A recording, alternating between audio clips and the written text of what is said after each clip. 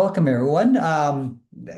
This final session of today's first day of the APLC Summer Symposium. I mentioned this before, but if you weren't on my previous session, thank you so much for showing up and being here, everyone. I know it's been probably hopefully a good summer for everyone, but it's always difficult to get started again. I know as educators, as soon as August hits, it's like summer's over and we're back in school mode and. There's always lots happening despite not being in the classroom. So thank you for taking your time to be here. My name is Ted Zeroni. So we can go to the next slide there, Jess. My name is Ted Zeroni. I work out of the Edmonton office of the Alberta Professional Learning Consortia. And my co-hosts are, I'm Jess's co-host. She's the host. I'll pass the torch on to Jess, the host, to introduce herself. I'm Jess Rucheski, so I live on a farm outside of Irma, and I'm with the Northeast office. I'm one of the oddballs that I still teach in the morning. So I have a junior high classroom that I teach every morning, and then I come home and do this APLC work in the afternoon, which is really fun.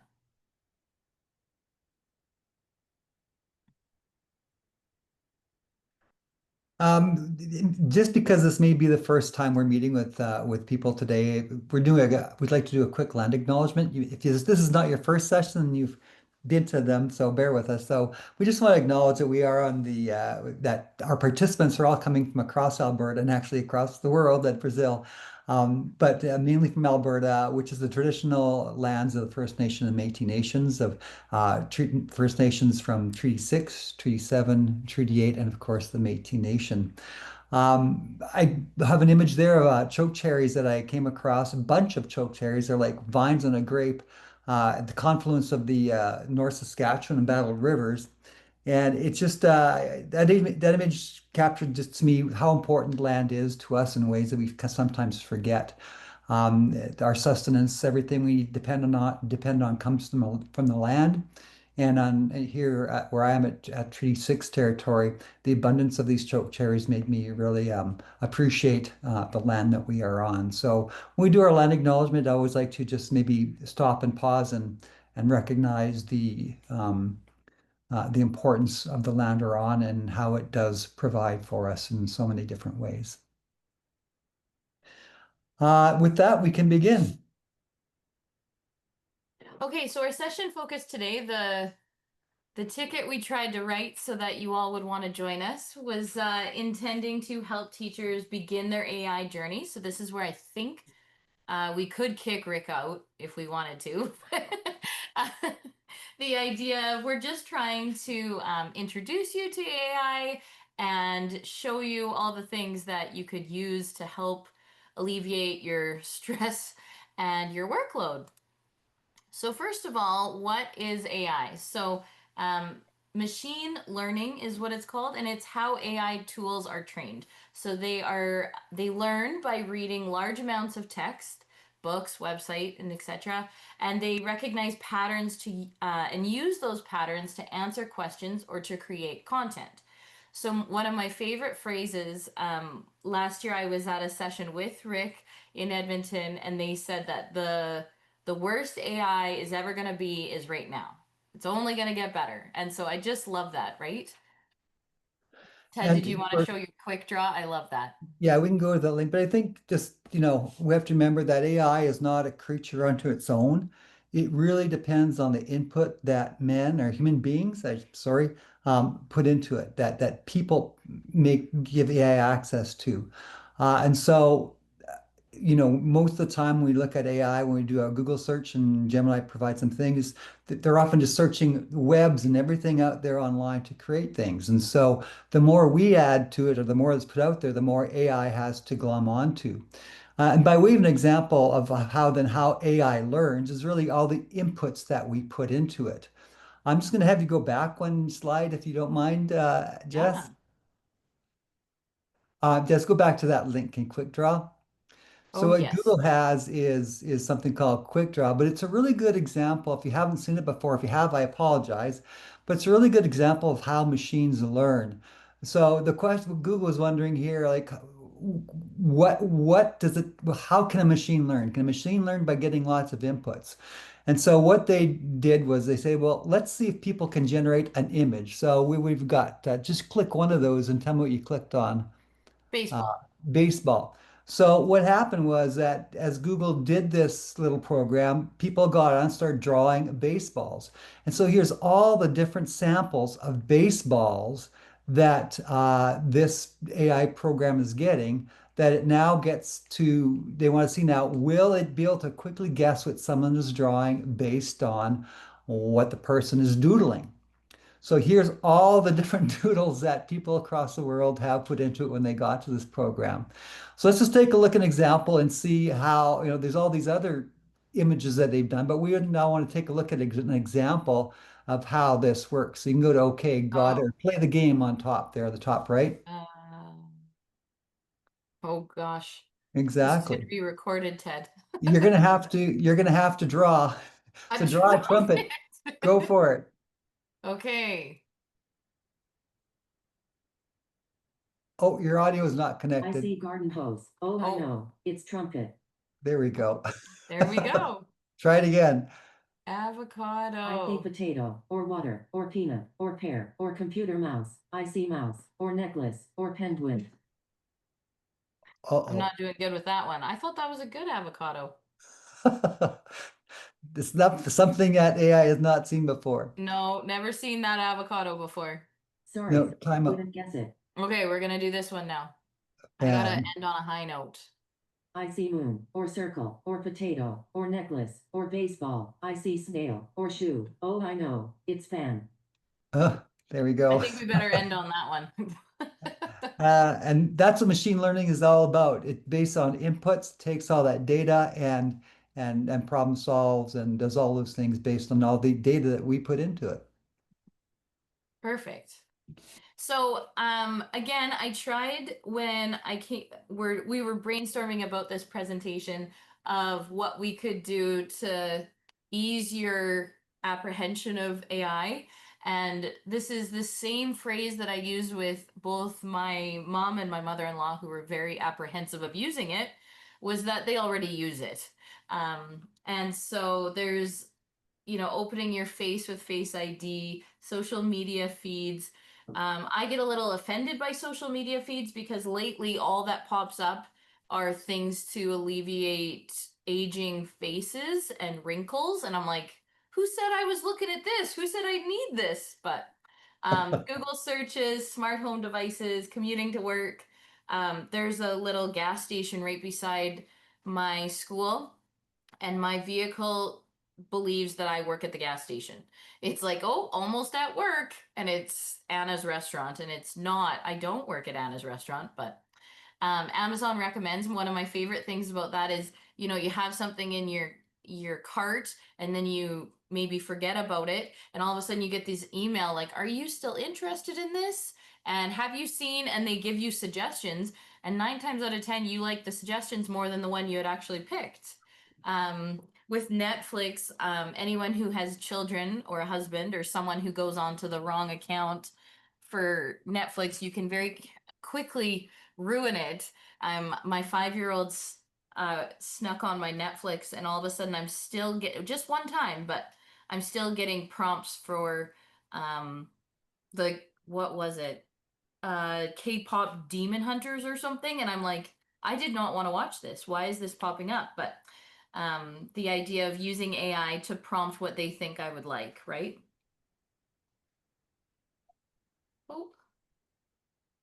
So with ChatGPT, I'm sure you've heard of it, and it is a language model that can respond to questions and compose various written content, including articles, social media posts, essays, codes, emails, everything.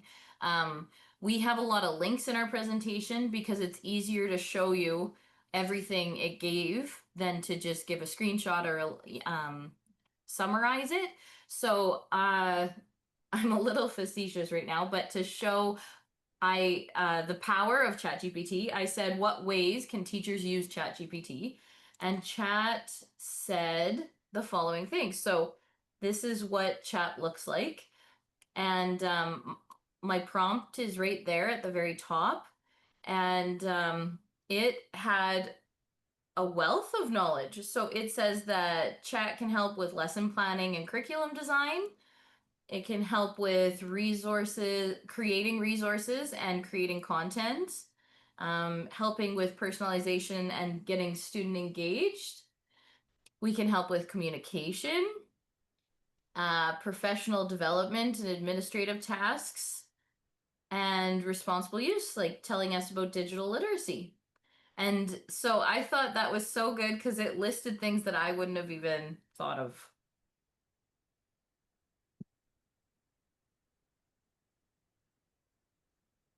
So we have some tips for success before we hop into it. The first one that I find is when chat can either be you can give too broad of a prompt or too specific, and then you don't end up getting what you want. The one example I have is if you can upload a PDF document. So I uploaded the entire, I think it was grade 5 curriculum, and it does show, like, at first glance it looks good. So if you were to scroll to the top, I uploaded. Jess, And can then, you enlarge that screen a little bit there? Just it's hard for oh, us to view on yes. this end. You could just zoom in, I guess. That better? There we go. That's a bit better. Yeah. Yeah. So I just uploaded the grade 5 curriculum and asked to come up with some project-based learning ideas. And at first glance, it looks really good. So it's designing air and water vehicles, and it gives ideas.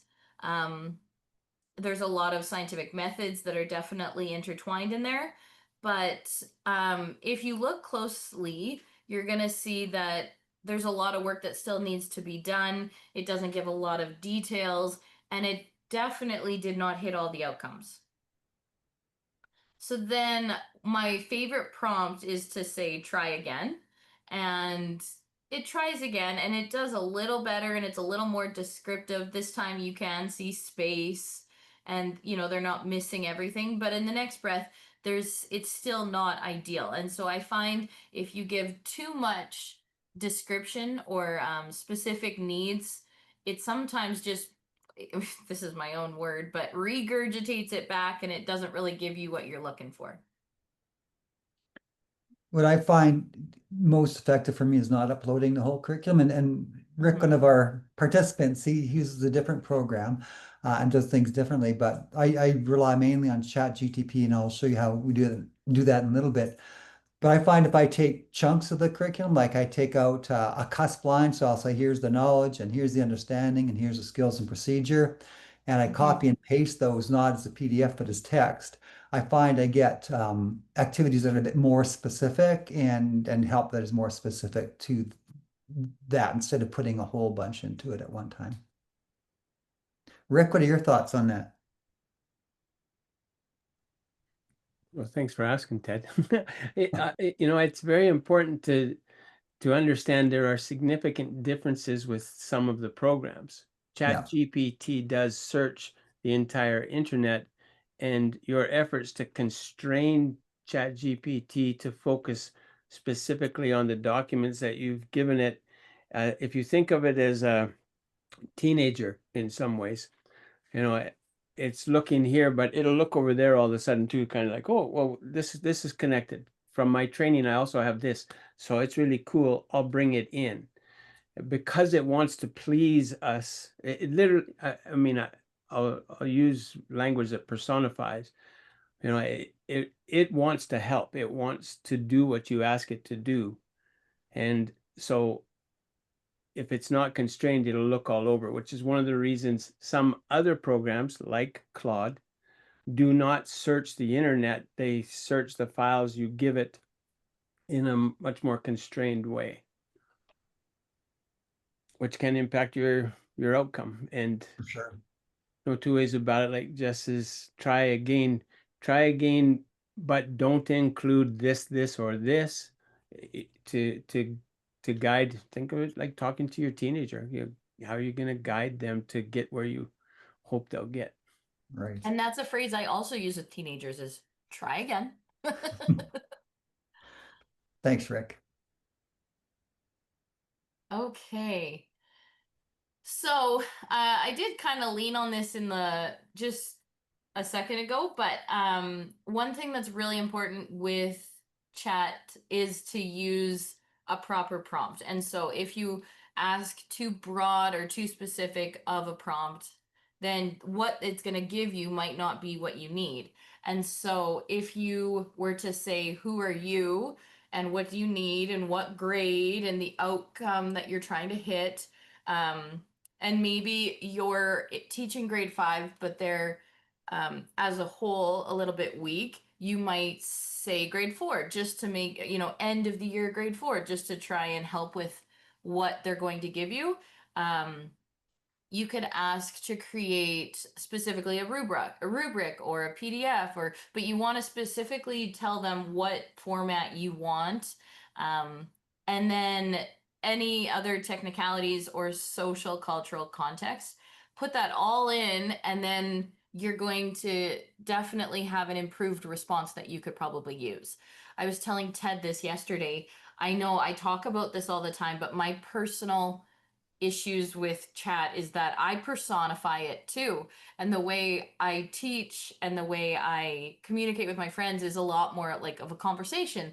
And so I'm anxious to see what chat can give me. And so I'll have a little bit of a broader prompt to begin with. And then I'll say, okay, that's great, but could you make sure that it's appropriate for 10-year-old kids? And then you see how they can adjust it. And I think that's my own odd brain at work, but I do really enjoy how they really listen to my prompts and adjust it. And there's then a trail of my thought process where you can say, I like the title of this very first one, but I like this idea where they added in, there's a lot more computer science background into it. Um, so I like to use it more of a conversation, but it is really important to understand how important the prompts are. Is that fair to say, Ted? Yeah, those prompts are really, really important. And the more information you can give it, the much more effective the response will be. And again, you don't have to keep on going back to try again and try again. So Yeah. We it is really important when you see of any AI tool that it's a collaboration tool. It's not a replacement of you. I like to see it sometimes. One of my students gave it a name. It was like Roberta, and I loved it. I'm gonna ask Roberta. Roberta will tell me what she thinks, but it's a collaborator. It's not, it's a jumping off point. It's not the final version. The idea that's really, really important, we're going to talk about multiple times, is that it's not always correct. And so your professional opinion and judgment is still very much needed. Yeah. on that same note of collaboration, it's probably 90% of my work with AI is doing that, kind of just like a work buddy. Because when I'm working with making examples or activities, I kind of have an audience in mind, I guess. So I want my examples to fit. So in this particular case, I just made this prompt up. I don't know what ChatGPT would say with this, but I would have something, I'd throw an idea at it. In this particular case, I'm asking it I want to meet this understanding that materials can be used in their natural form or process form to create new materials. So I put in, here's what I'm thinking. I'm doing this. I'm going to have them, we're going to go out, we're going to go get our hands dirty. We're going to find twigs. We're going to build little miniature rafts. We're going to race them on the creek. They're going to use natural stuff, and then they're going to process those twigs some way, whether it be stripping the bark off it or sharpening the ends or doing whatever to it, bending into a certain shape. So that would be some of the process thing. And then I'm going to erase them. And then I say, my question to ChatGPT after I've explained this, or to whatever AI model I'm using, is that would that activity actually help me assess the level of student understanding based on the understanding? Maybe, maybe not. Chat might give me some ideas and so on. But in terms of collaboration, this is the thing what I'm getting at is that it can do all the work for us, but sometimes it's good to, give it you have it take your lead because your students and what you're kind of looking for that they might be appealing to them. because AI would not know your students. So I would have a group of kids that want to go outside and do this stuff. So that's what I'm focusing on here. I don't have an answer yet. We'll throw it into ChatGPT later and see what kind of In a answer little we get bit, for yeah. this. So when I logged into two different AI websites, they both had this kind of warning pop up, and I love how similar both of them are. But there's great suggestions for best practice for both websites. The idea, I love the 80-20 rule. Like, understand that AI can do so much for you, but it can't do it all. And so you do need to put the final 20% and, adjust it and refine it and adapt it to be your own. You need to trust your judgment and realize that it's not always right and it might not be the best idea. Like maybe something else would be better. You also, one tool I learned from TED is that you can just ask what references they got it from. Like where did you get this information from? And that might lend itself very helpful too, right? So there's 5 things that you should never put into chat. Chatbots train on your data, so it's really important that what you put in could affect the next request, right? And so while most queries are unlikely to cause issues, sharing certain information could leave you in quite a bit of trouble. So the first thing would be to not include sensitive school data, including the school name. So when you're putting it into ChatGPT, to leave out your school name would probably be important. You definitely could say your, Alberta curriculum or something like that, but nothing more specific. The creative works and intellectual property. So you want to make sure you're not putting yourself at risk either, and putting your own individual information. You also don't, if you wrote, for example, a really cool book or activity or lab, if you were to copy and paste your creative thing that you had made by yourself into chat, it's now going to probably be used at the next prompt from someone else. And so it's no longer secure. Financial information, I think that's self-explanatory. Personal data, I already said that. And then the usernames and passwords are also pretty obvious why we wouldn't want to put that in, because then it would pop up again in the future, but not to you. It could pop it up to someone else. One thing maybe just like to add, I mean, at this point, this session was intended to get into the ethical concerns of chat deeper AI and all the precautionary things. I would hope that there's some guidance and leadership from your school jurisdictions and the leadership there in terms of what's the expectation for your use of it in a classroom and in school and so on. Because every jurisdiction has their own restrictions or thoughts on AI use. We just want to, when you're generally if you're going to use it, generally these are some really things to really keep in mind, and also keep in mind that whatever advice your school jurisdictions provide you when you're creating or using AI for school purposes. But because we're just wanting to get into to say, hey, if you've never used AI before in science or creating stuff, and here's some things you can do that are kind of cool. So that's really what our focus of today is. So the question that I've been asked a lot is how to cite AI. So the in general rules, and this is again very general, but if the audience is grading, reviewing, or publishing your work, you need to cite it. But if it's informal or internal, there's no formal citation required. However, I would like to recommend transparency is never a bad thing. So, and it almost is really good at being a role model to your students and demonstrating that you use it in a very constructive way, and they could too, but you can also show how much you doctored it to be your own and didn't just call it, touch it at all.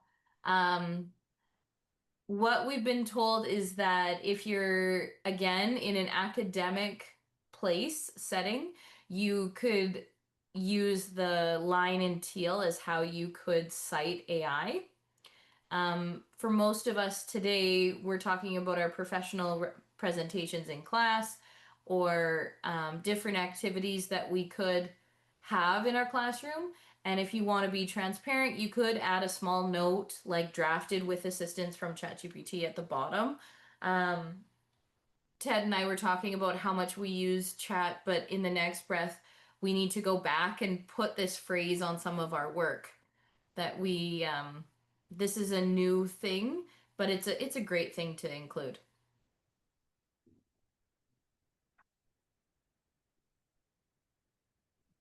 I just want to point out this when you're doing, after ChatGPT's produced something for you, especially if you're asking it to, pull out some factual information, maybe about an event or about some other scientific content thing. I've come into the habit of always asking for references. Where did you get your information from? Especially again, the content areas. Um, the references that Chat AI provides, and they will, or whatever AI program you use, you will get references if you ask for them. And I typically never stop there. I'll often look up some other ones that Chat AI didn't perhaps, or Chat or any other AI program didn't find, just to make sure that the information, especially if it's not really overly common knowledge, just to make sure that information is in fact accurate. Don't always assume everything is 100% accurate without checking some of those references. I've now made it a good example, and I'll give an example of why I do that now. It's good to verify yourself, because some models may hallucinate or make some things up if they can't find what they're looking for. And as Rick said, they want to please you. And so they'll just put something in that they think sounds good, but may not be actually true. So um, do that. And just so you keep that in mind, I think I do give an example eventually along here. AI is good at making things sound really good.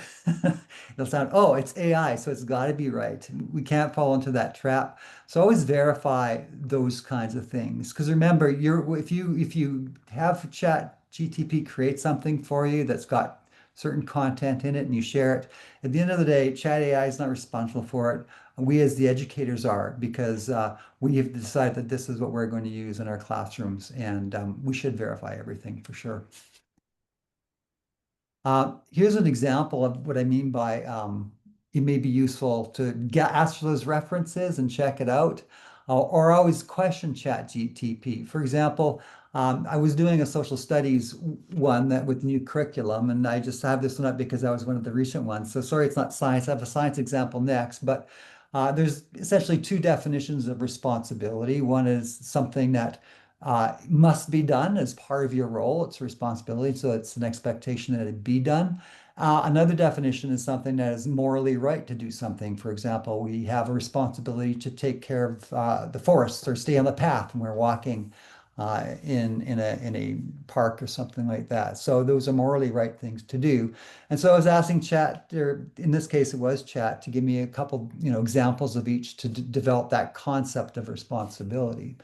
And you could see with the responsibility example about something that you should do because it's morally right. ChatGTP threw in this example, the lifeguard jumped into a pool because she noticed the swimmer was needing help. So if you don't read it with a critical eye, you'll go, oh, okay, and throw it in there. So I did pause, and you can go to the next slide, Jess. I asked, like, can you just double check that categorization of a lifeguard for that definition? I was thinking it's more of a responsibility. It's not a moral obligation, but it's an actual responsibility as a duty. And you could see that Chat's right. You're absolutely right to double check that one. Let's take a closer look. And they redefine it based on that. So again, this is double check the responses. Don't always take things at face value. If you've got a gut feeling it doesn't make sense, check it out with some other things. I have another example. This one's science. I was helping getting ChatGTP to create a case study for me, because case studies are kind of hard to find. And this one's about how human activity can affect the biosphere or life on Earth. And I knew that there were some issues with turtles and artificial lighting, so I got ChatGTP to create something for me based on that. And at the end of the day, because of the artificial light, the turtles, when they hatched out of the sand on this beach, were in a sense running to the artificial light rather than to the ocean. But you'll notice the line I highlighted there in that in that explanation, and the blue is everything that ChatGPT provided. I have the line, they realized the turtles were following the brightest light, not the moon. When I first read ChatGPT's response, I didn't know really anything about it. I thought that's what they were supposed to follow. But I did ask ChatGPT, as I often do, to give me references. And I read the references and the websites that were associated with this. And they in fact did not say the moon. They were suggesting that it's basically the light on the horizon. It could be the moon, it could be the sun, it's whatever light is on the horizon. And so I asked GTV to rewrite it more appropriately, and they did. At the end of the day, though, myself, my students could have been misleaded if I didn't ask for those references and ask to have ChatGPT refigure that one out for me. So do ask for references, they do help. And of course, I asked ChatGPT, I said, like, again, double check this. And, Chat says, you're absolutely right to question that. Thank you for your attention. And then here's, give a reason why they thought I made a mistake, and then provided a corrected and revised version. So to be cautious, again, I always ask for references when I ask for content now. It'd be interesting to know too that the most common site that's referenced, in case you're wondering, is Wikipedia. It often shows up on the reference list, at least when I use ChatGPT, and I'm not too sure about the other ones. Okay, so now I am going to demonstrate some. Oh, Ted's going to do this one, but Oh, we're talking about different ways to that. use. Pardon? Sorry. That's Go ahead. okay. Different ways that we can use AI. The first one is ChatGPT. So I have this prompt that that he mentioned earlier about making rafts. So I'm just going to copy it. I'm going to go and we're going to make a new chat. And I'm just going to paste this prompt in and we'll And see what it says. we're just doing this as an example of how does chat, if you've never used ChatGPT before, as this is sort of the beginner session, here's what it looks like. It's got that text box and you throw it in and it'll give you something here. So here's a ChatGPT thoughts on it, and it tells me what it's good at, maybe what are some pitfalls of that, and how to make it stronger. So Yeah. um, looks like it That's did not great. too And then bad. it does say, like, do you want to give a draft reflection sheet? Like, I love how it prompts you to different ways to use it, hey? Yeah. And so yeah, so ChatGPT, you'll always need to ask to make a downloadable version or something like that, because it won't necessarily always do that. It'll say, please create a slide deck out of this, please create a table out of this, and so on. So it's not like the other ones where I think it's a little bit more intuitive or more educational based, like Magic School. And I'll Yeah, let so Jessica Magic go. School is another form of AI that you can use. I have it logged in right here. And so what you can do is I have the grade 3 matter outcome that I'm going to learner outcome right here. That students investigate and analyze how material have the potential to be changed. Oh, but sorry, that's for EduAid, my bad. So for Magic School, you can, and it gives all these suggestions, which I just adore. So we have academic content, professional emails, rubric generators, writing feedback, but all these different ideas of how you can use AI to support you as a teacher. You can have individual goals generated here. You could have icebreakers. Over here, we have text translators, YouTube video suggestions, all these things. And so when I talk to someone that finds the beginning of using AI or even darkening the door of ChatGPT is very, very daunting, that I recommend Magic School because it prompts you for so many different ways you can use it, right? A very simple quote of the day, right? Or maybe you need support with classroom management.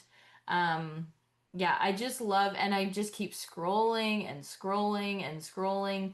And so I would strongly recommend checking out Magic School just even to get the ideas.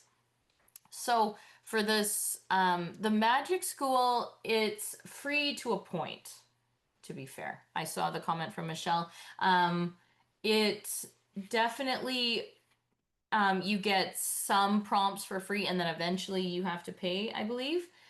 But the website is always there. So you could use it to help you, right? So I just clicked song generator and I'm going to paste my grade 3 matter learning outcome in, and I'm just gonna paste the details and we're gonna see the artist name. Who do we want? I see Taylor Swift, so we might as well do Taylor Swift and generate. And it's just sometimes as an introductory, it's hilarious to see what they can do. And there you go. So it's talking about a song that's generated that talks about the grade 3 matter, and talking about physical properties and changing from solids, liquids, and gases. I think this is fun. Yes. But Yes, just can one you thing zoom that you in? can do. Can you zoom in a little bit again? But the text is Oh, kind of small yeah. on our end. That's all right. Sorry. A little bit more. I'm There we not go. going to sing it for you. I don't care how nice you asked, Ted.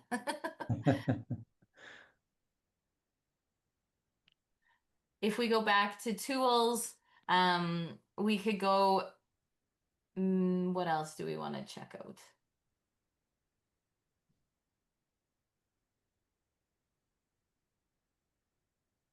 Maybe I There's want a some lesson. question. There's a question in the chat. Does this work for French immersion? You know, I'm not sure, to be totally honest, Rhonda. Um, let's. I'm not sure. We'll have to look into that, Rhonda, and I'll get back to you because I'm sensing that that might be a little bit of a falling down a rabbit hole to find the answer. But I am writing this down and I'll get back to you, Rhonda.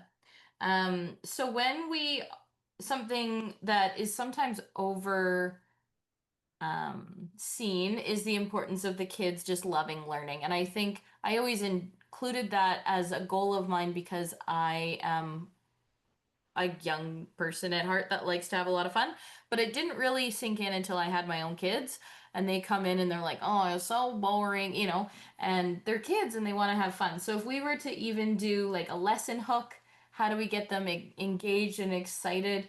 There's no reason why science isn't their favorite subject, in my opinion. So we have the 3rd grade, we're going to paste that learner outcome and we're going to generate and see what happens for the lesson hook. And so there's a mystery matter exploration, transformation, show and tell. So pretty cool stuff just to get them excited about science, right? And this took no time at all. So I think that's really cool. So definitely check out Magic School. I'm on the free version and I have used it quite a bit with no pushback of you've met your quota. But I'm sure once you have, you can still use the website to understand what you want to use and what you want to ask AI to do for you. Yeah. The next one I want to show you is Eduaid. And so Eduaid is such a cool website. If you're not familiar, you should be. It's very similar in that it shows you different ways to prompt what you want. And so at the very bottom, you're going to see, what are you teaching today? So I'm going to use the same outcome from grade 3 matter, the learning outcome. And when you're looking at this, this is the lesson builder. So we can look at all of this stuff for lesson building. We can look at organizers and we can make it specific to, I make this grade 3 and I can find it for that. I can make a Venn diagram, a Freyer model, all this stuff. My personal favorite is the games. And so this takes no time at all. And maybe we'll do a quest-based outline for grade 3 and we'll say generate. And it'll pop up.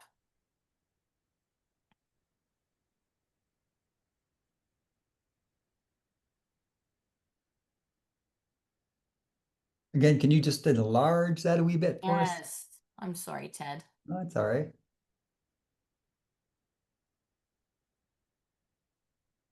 Is that better? Yep.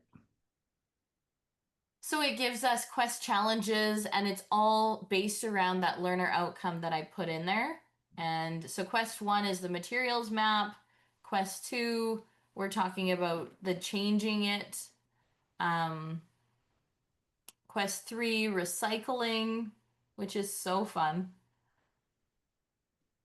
Very cool. Another one that would be fun, like if you're looking at that and you're like, okay, that looks like a lot of work. I feel really sick and I'm going to be leaving at lunch and I desperately need something for a sub to do right now. The 4 corners and generate, and it'll just pop up here. And so changing materials 4 corners. So the teacher's setup is right here. The 4 categories for the 4 corners of the room are right there. You explain, and then you have the questions. Now, what's really good about this, and I've done this before when I was sick and had to leave, or the having to leave and throw this at someone to do, is that there's a key. So on the right-hand side, you can see that there's keys, and it'll help whoever's in it. I love Eduade. And what I love about it is you can make it grade appropriate. So my school that I work at, we actually have bought a thing for Eduade. So there's unlimited prompts. If you have the free version, you can only have so many prompts, and then it'll say that you're maxed out for, I think it's till the next month. And so with the paid version, it's really not too bad, but you can use it unlimited.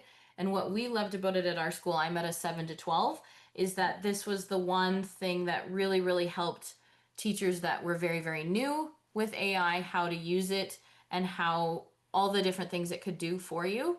The other thing that was really well received at my school was that I, who teach junior high, can use it and find a lot of value in it. But my dear friend who teaches Bio 2030 also found a lot of power in Eduade. So that would be something I would recommend. But yeah, any questions so far? No? They're in both Magic School and Eduade. I didn't really go over, but there are ways to prompt professional emails and goal writing and rubric writing and all that stuff. I just find that the ones that Utilizing people me have on been a program asking called about are Club. actual lesson plans. Sorry, Ted? I wonder if maybe we can, oh, you got more Eduade stuff. I'm sorry. I thought No, we were moving on to a different, we are. Yeah, but no, we are. maybe we can get Rick then to just talk a little bit about Claude, if it That would be resembles any of great. the other, if it resembles any other two that we've just looked at, or if it's of a platform that looks totally different than what he uses it for.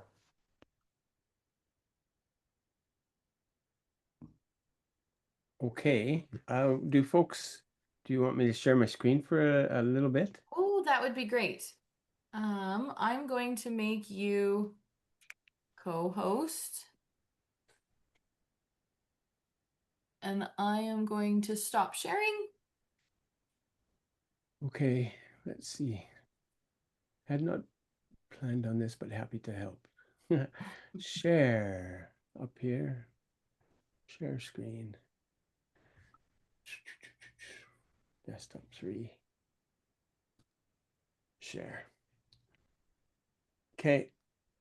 So this is the Claude screen, and I appreciate what Jess said. She uses the free version. You run out of basically the language they use is tokens. You use so many tokens, and then you're not allowed to keep on going. With all of the programs, ChatGPT, Claude, like those programs, the paid version gives you different abilities than the free version. And I find it valuable to have the paid version in Claude, and that's what this screen is here. And so the biggest difference is this ability to build projects. I don't know if I can make those projects look bigger on the screen. Yeah, there you go. So the other day I was wanting to be specific about social studies grade 6. and uploaded specific pieces of the social studies grade 6 curriculum. And I've always included the English language arts of the same grade because we want to be teaching those in a humanities way as much as possible. And Cheryl and I are presenting tomorrow on how we do social studies. So I've got the documents from that in there as well. Then as you build out your chats, which is still basically chats, you put in your prompts.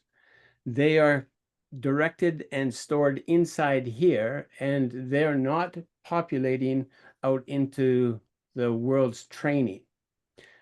This is particularly important if you wanted to use a model like Claude to review student work and provide students with immediate feedback. You could train and put documents in the files of how you mark things, how you provide feedback, what you were looking for in documents. And then students have the ability to, let's say, upload their document, have Claude do a review of it and provide feedback as if it was you. And so none of that information goes out to the world.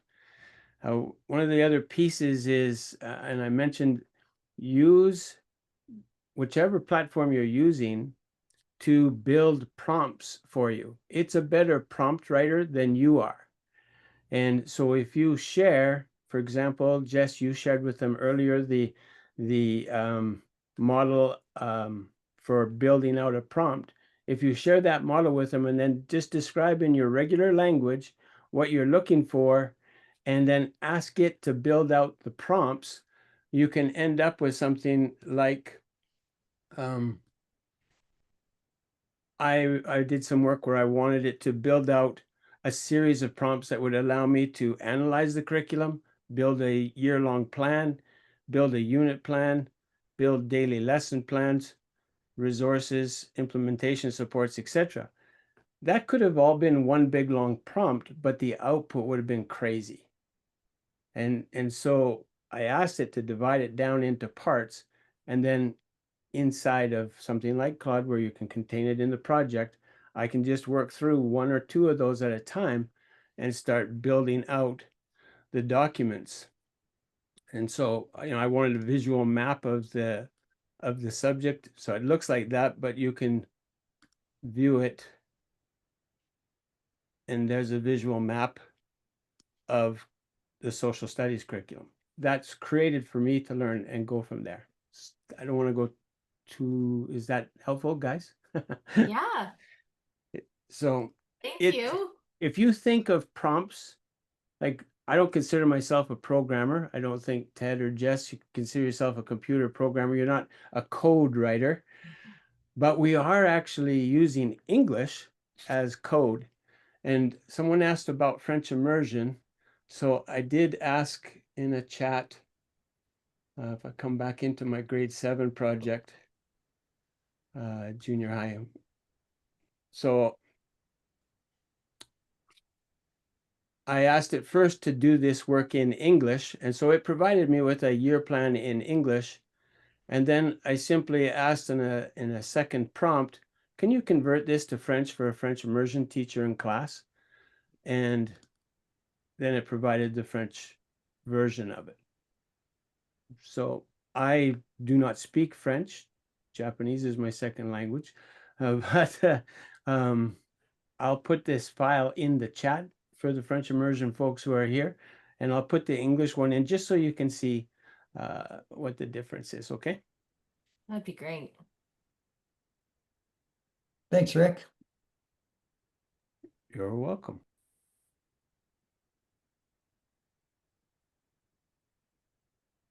Okay, so I'll share my screen again.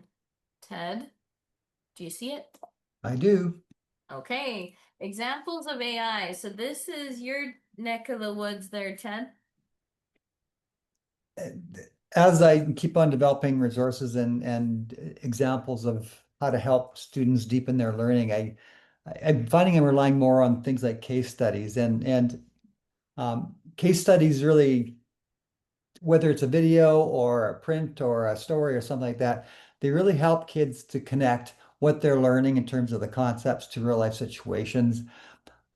If you're doing something like a concept such as, well, human activity and its effect on biodiversity, yeah, I could ask ChatGPT to create a case study for me so that students can apply it and say, what they really thought about human activity and its connection to biodiversity maybe has to change a little bit based on the case study because what they thought didn't fit. So the more case studies and the more context that we can give kids to explore, especially those understandings in the science curriculum and any curriculum, the deeper their level of understanding will be and the more flexible they'll be with that understanding. One more, just can you go back one more slide? Yeah, and really case studies really do allow for that critical thinking because you can provide something that kids have never seen before. And of course, with all that, it does encourage that transfer. So the hard part is always finding a case study that's useful and good. So or that's even, I guess, copyright free. So I ask ChatGPT often to help me create them. So you can go to the next slide. This is that turtle one that I talked about. It ended up being a document that long, and I got it right finally. But it's a nice little read. You can do all kinds of things when you have a case study. Kids can work. You can use this as an assessment. You can use it to do a group activity or a variety of things. So a case study isn't just to sit down and answer the questions, but you can see how, again, it's providing a context of these turtles following the light in a situation that most kids might have never heard of before. Just a couple more quick examples of case studies. We're looking at grade 4 in terms of the external structures of organisms. Well, I thought, boy, what's the external structure of a ladybug? What is there that kids can work and look at and analyze and to see that variety of organisms do have external structures. And one more quick example. It's a grade 6 understanding that components of characteristics of an ecosystem affect the diversity of the organisms that live in it. So I thought, well, what are three lakes in Western Canada that would likely have different ecosystems? And so I did ask ChatGPT some name, would these 3 lakes have different ecosystems? And it said, yeah, it would, and explained why. And I took the information that it provided to help create 3 different case studies where students can take a look at the different components that affect those lakes. For example, Manitou Lake is a very salty lake in Saskatchewan. You can float in it. It's so salty. Lake Louise is an alpine lake. It's cold and has very little diversity. And of course, Pigeon Lake is a warm prairie lake that has huge diversity. And so students can look at the components that affect that diversity and compare them that way. So case studies are really powerful. They're hard to find on just on the website. They're hard to create on our own. And so ChatGPT or AI is really helpful in creating these case studies, which really help provide kids different contexts for their learning. As another example, in this particular one, I had AI. I said, like, I didn't want anything factual. I just wanted a situation. I said, look, we're talking about change of state and matter, and can you make a little narrative or story of how kids are experiencing the change of state of matter if it's heated or cooled, and in a way that they can understand? And so it created this story about these kids out in the playground making a snow fort and what happens when the day heats up and what they have to do with it. I threw this one in there because I could change this one. Look, you see the snow was running out, so they found these big logs to do that. So I use this sometimes to ask an example to the kid to teachers, say, what would you change with this AI story that was just produced? And of course, I asked the AI model to create the image that goes along with the story. So that would need some tinkering, of course, but it doesn't have to be something factual. You can say create a real life situation that the kids would be in that would help them understand something. So I threw that one as an example for you, but I like how that one. AI models can be used. AI is also good for creating assessments. It can be used for creating the questions and just the whole exams themselves. Those of you who rely on multiple choice questions, maybe at the older grades, you can help ChatGPT or excuse me, any AI model can help with that. Here's the prompt that I gave. I wanted 4 multiple choice questions at a grade 6 level, one of each of the DLKs or depth of knowledge, where it's from recall to a higher level thinking at level 4. And so to create one multiple choice question at each level based on the understanding that components and characteristics of an ecosystem affect the diversity of the organisms that live in it, just like the lakes that I chose, the same understanding. And it produced these questions. DOK level 1, which is recall, DOK level 2, which is the skill conceptual level. I'm going to the next slide. And it gave one of each level. I don't think it's quite hitting it right. So I don't think level 2, I think level 4 is a little bit off as well. So I would tinker with those a little bit, but you can ask them those questions in a really good starting point. So go ahead, Jess. Um, since he was talking about multiple choice, I just wanted to offer something different. So I had a student with diverse needs, I guess we could say. He was very academic and he obsessed over, I would say, definitions. He really liked definitions. And so just to help him out, and I made a section just for him, and it was a matching definition test for his specific needs, and he loved it. I don't know, I would do this for everyone. It was pretty intense with um, having 20 matching, but all I did was that I prompted a term and definition for grade 7 students with the following terms, and I listed all of the different terms, and then it came up. Chat created this, so there's the terms, and then they made the definitions, and then there's the key. And I obviously went through it because there has been the odd time where there was a definition that probably wasn't one that I would have used, or it missed a key component that we had worked in class. But this worked so well, and it was so fast, and that student of mine was thrilled. He was so excited to get 100%, and I knew he would, but sometimes it was something that I probably would never have been able to do if I had to make it myself. And just for one learner, blah, blah, blah, I probably wouldn't have. But now that we have chat, it was so easy to make his day, right? And set him up for success. This is something that I'm truly passionate about. I've helped 3 different teachers in the past year with their split. And I just wanted to demonstrate to you. So this was something that came into my lap where you can take the learner outcome from each grade and ask chat to kind of make a project-based learning assignment that blends the two.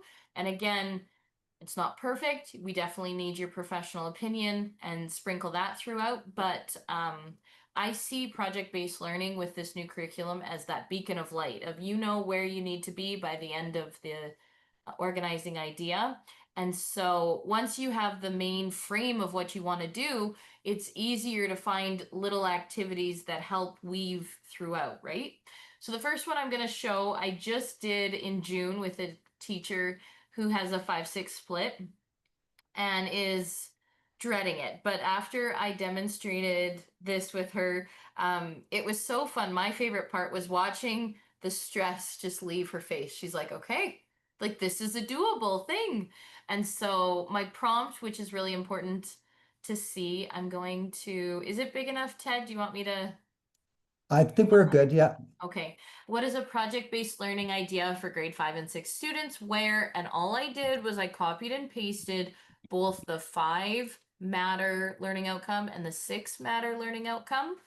I find the best luck with the learning outcome. The guiding question sometimes is too broad, and then if you drop down to the cusp, it gets too specific, and then it misses some other ideas. So, and this was what they came up with. So matter under pressure, the driving question. And so there's key goals, suggested project phases, and it looks pretty good. And again, it's broad, so you can add other things in to specifically hit those cusps. My favorite part though is again, try again. And I just like options. I'm awful for options. I might find the best sweater, but if I don't have another sweater to compare it to in the store, I probably won't buy it. So I just like to see another option. And then between the two, I like this title better, or I like this project summary better. The other one had more descriptive in the phases, right? And so I love that this is just making a split more attainable, right? The next one is a 4-5. Now, I'm not going to lie, the 5-6 curriculum for Matter is almost seamless, where the 4-5 was hard. And so this was something I had made with a teacher in mind. And so what I've developed it to be is there's an outline and then there's a student portfolio. This is on the APLC website, so you can download it. It's for everyone and it's free. But I called it Eco Guardians Managing Waste and Dangerous Materials, and it uses a bunch of different things that you can find, such as gizmos and Edmonton Catholic curriculum crates and that stuff. But it was really neat on how we could blend it together, and then they just assess differently at the very end.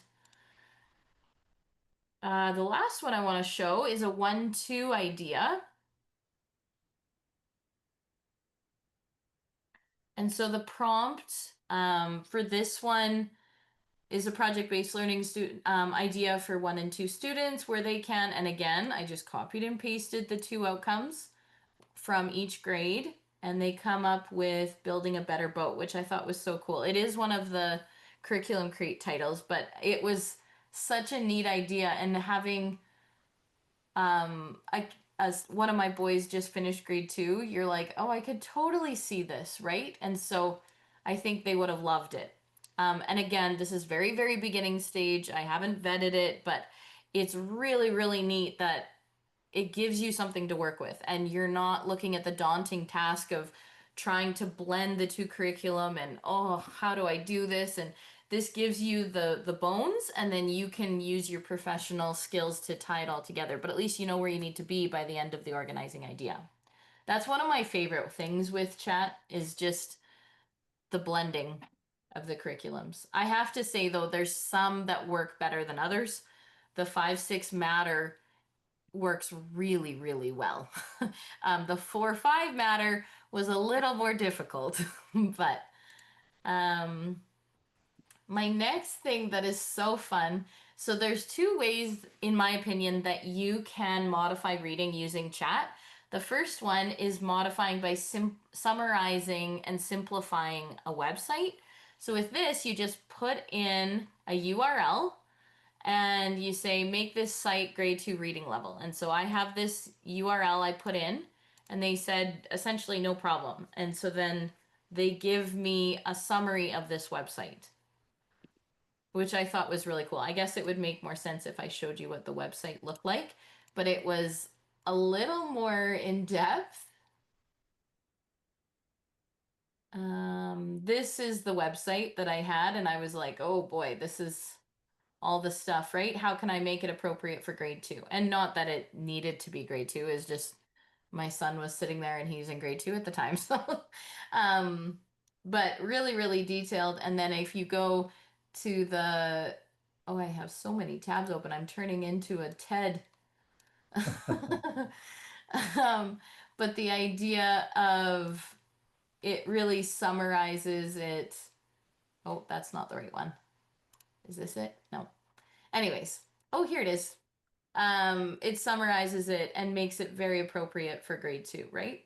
Now you can adjust it any more or even more. So the idea that I love with any AI tool is that they're like, is that okay? Is there anything I can do to help? Which is super fun. The other thing that's really cool is the modifying reading for different abilities. So with this one, again, grasping at straws, trying to demonstrate to a teacher who has a vast array of abilities, like everyone's classroom. So give a 10-minute reading activity with 2 different versions, one version for a typical 8-year-old reader and a second version for a 10-year-old reader. And so this Plastic Affects the Ocean, the 8-year-old reader version, and then there's questions, and then the 10-year-old reader. And it's just a little more in depth with a few more bigger, more complex words. but they're still reading the same content. They're still doing the same topic, which was plastic in the ocean, which I really liked. So on the playground, you know, they're talking about it maybe if we're lucky enough, and they're talking about the same thing because essentially they read the same thing. It's just differing abilities, which I think is really, really important. How am I doing for time? Okay. We're getting close there, Jess, but yeah, we Okay. think The about next 10 one, more minutes or so. this is for a teacher who was teaching grade 3 Earth Systems and requested my help to make it more fun and have like a review game, which I was very excited about. And so I used chat to help me define words that I found that they needed to know, but I just needed to know how to make it appropriate for them. So you can see this was like quite a bit of time, but define volcanic eruption for an 8-year-old. Can you make it simpler? You know, and I would take these things and how does a volcanic eruption change the Earth's surface? So this content that we need, I know what a volcano is. However, how do I explain it to an 8-year-old with enough science behind it that it's appropriate, but enough, not as much detail that they get bogged down and they get confused and they give up? And so it's a long stream of my thought, brief definition, how to make earthquakes change the earth, blah, blah, blah. And from this information, I made, first of all, the presentation. And so the presentation, this is for grade 3. And you can see I had images and then I described it. How does it change the earth? What is it? Right? And so I'm introducing the words and the pictures. And so this was just something to make for her. And then from that presentation, I made a spoons game. So a spoons game is a concept that I've used several times in my own classroom, as well as at home. Let's don't kid ourselves. But it's such a great way to learn and be more familiar with different terms. And so with this one, you needed volcanic eruptions, you have the definition, how it impacts the land, and then the image. And in order to win, you needed all 4 of the cards. And so they're passing it around and the instructions are up there. But I've done the same concept with spoons, with how humans negatively affect our environment, the soil. And so I have the same card game, but for like cultivation for grade 7. I've also made it for my grade 8s when we're learning about all the different organelles in a cell. So, you know, they're quickly going through trying to find that mitochondria. And it's funny because they know what card they're looking for, which is powerful because half the battle of science is just getting all the words right before we can really get into a deeper level of understanding.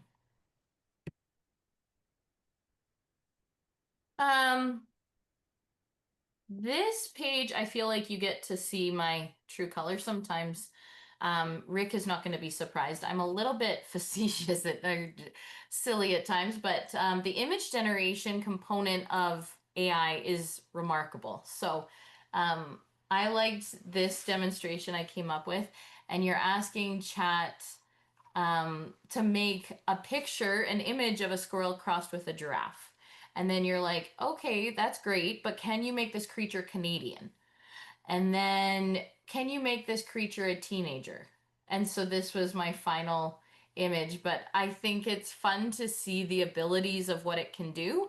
So many times we're so worried about copyright-free images, and this is where primarily I get a lot of my images now. The next one, I made my grade 5 space project-based learning idea and wasn't sure, like I was asking how to make the project-based learning, and then I needed to come up with an image, and finding an image that's copyright free that talked about, like, this is my cosmic coders was the idea. You try and find an image that illustrates cosmic coders you couldn't find a better one. So I was pretty excited about that one, and that's just from chat. This one is totally entertaining my children this summer. So I've actually shared my own family photos. Oh, you can't see the original, but we went golfing. And so my kids thought it was so fun to color their own pictures. The other thing is I entered my 3 boys a photo of them and made it a coloring sheet, and they just think it's the coolest thing. So now, unfortunately, I've shot myself in the foot where they'll have a friend over and they're like, Mom, take a picture. Okay, now make it a coloring sheet. I'm like, okay. Yeah, like stop. But it's a really fun and I thing to do. And I think in the younger grades it would be really, really cool. Well, let's not kid yourself. I know that my junior high kids would be pretty impressed if I had something like this. But this one's yours, Ted.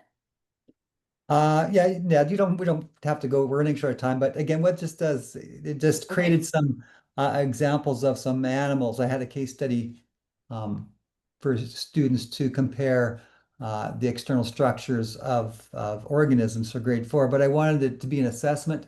And so something that the students, an animal that they've never seen before. So there's an animal called a pangolin, an axolotl, and a star-nosed mole and had used those organisms for students to compare the external structures with. But I couldn't find a royalty-free picture, so I asked ChatGTP to create images, one image of each of those. When he created them, I thought, well, are those for real? And so I had to double check again. And yeah, they were quite similar to the real images. So it's helpful when you can't find those hard to get images and those copyright images. So. We are running tight for time, but Yep. this also review game for grade 5 matter. This image I did make in chat, and it's just demonstrating how you can get the ideas from other AI websites and then use that as a prompt in chat. I have the free version. I know the paid version is even better, but it's a little more unlimited, and so I would check that out for sure. I also talked about my PBL ideas, and so this is the idea I had for Mystery Matter.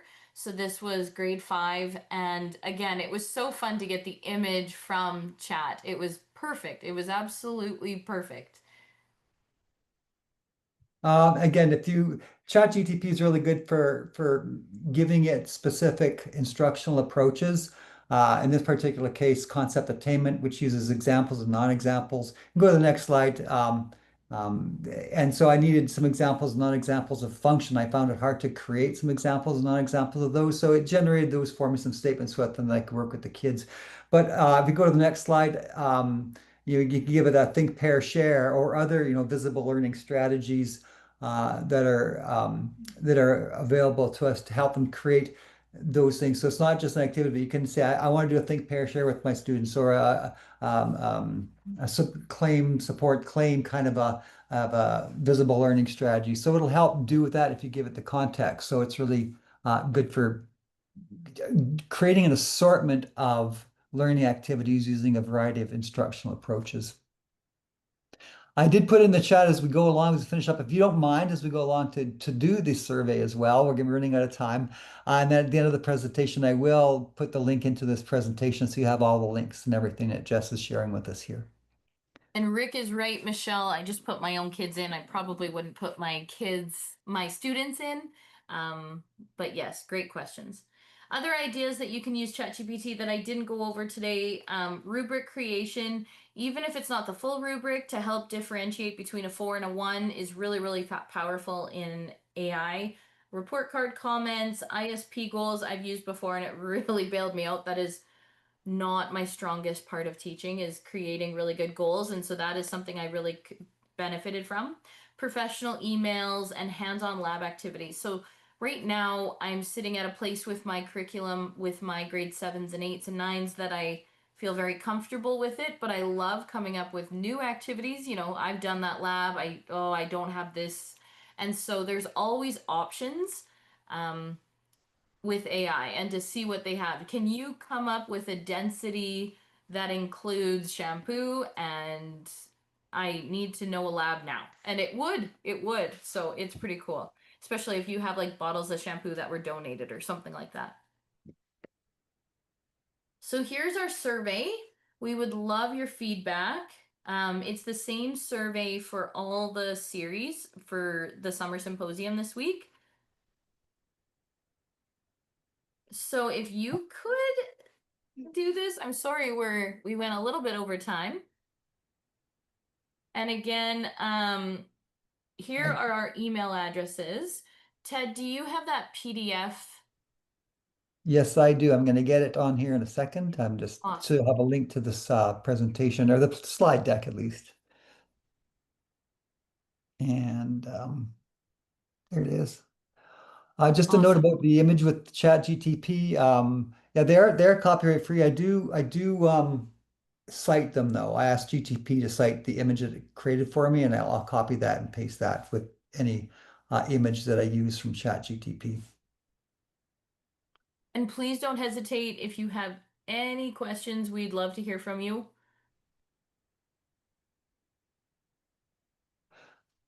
Yeah, good points with Oh, the thank you, Shalise. Yes. yeah, I was going to say that.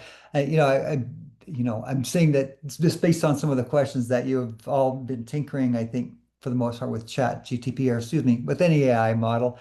And we hope that this did help a little bit to just expand your horizons, what can be done. And go ahead, Jess, you can finish up here. So I'm gonna stop recording I think that's the end of our presentation. But thank you guys so much for coming. And if you have any questions at all, please don't hesitate to email us.